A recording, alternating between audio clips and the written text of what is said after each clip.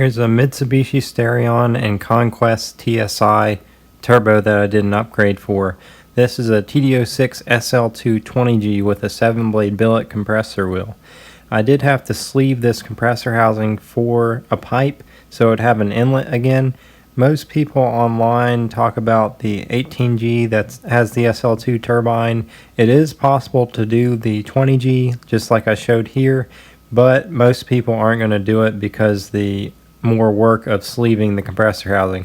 That's why the 18G is more talked about. The SL2 turbine that I use in this is a 9-blade.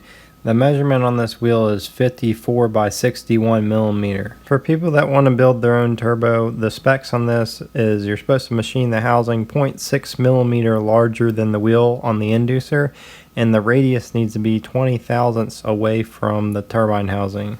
Most of the time these turbine housings are pretty warped from excess heat and being so old and used so long, so it's a good idea to go ahead and resurface the heat shield area, and then it will help straighten out the bore. I also had to replace the bearing housing in this one because the bearing housing was too far gone.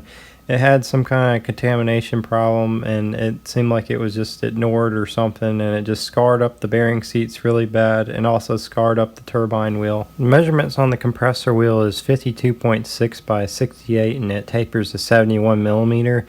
And the turbine I already mentioned is 54 by 61, a 9-blade SL2 turbine. The factory compressor wheel is probably somewhere around 40 millimeter. I didn't measure it. The turbine on the factory turbo is 47 millimeter, and I think it's by like 56, but I'm not really sure.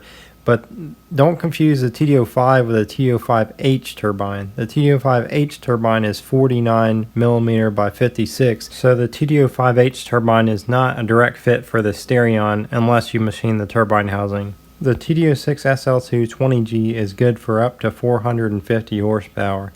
If you're interested in us doing a turbo build like this, you can always contact us at turbolabamerica@gmail.com.